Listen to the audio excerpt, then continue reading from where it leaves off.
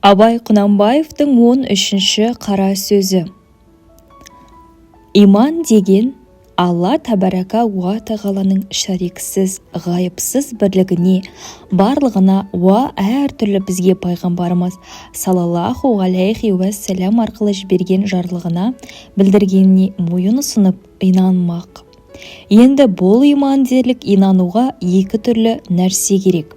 Әуелі не нәрсеге иман келтірсе, соның қақтығына ақылы бірлән, дәлел жүргізерлік болып, ақылы дәлел испат қыларға жараса, мұны яки иман десе керек.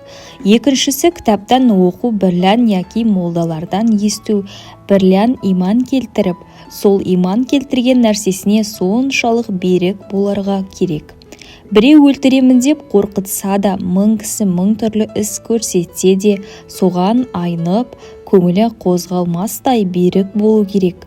Бұл иманды имам тәклиди дейміз. Енді мұндай иман сақтауға қорықпас жүрек, айнымас көңіл, босанбас буын керек екен. Якини иманы бар деуге ғылымы жоқ, тәклиди иманы бар деуге беріктігі жоқ. Я алдағанға, я азғырғанға, я пайдаланғанға қарап, ақты қара деп, я қараны ақ деп, өтірікті шын деп ант ететұғын кісіні не дейміз? Құдай тағала өзі сақтасын. Әрнешік білмек керек, жоғарғы жазылмыш екі түрліден басқа иман жоқ.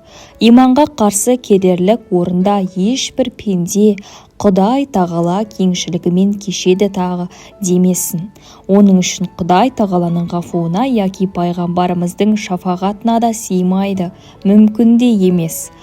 Қылыш үстінде серт жоқ деген, Құдай тағаланың кешпес күнәсі жоқ деген жалған мақалды қуат көрген мұндай пенденің жүзі құрысын.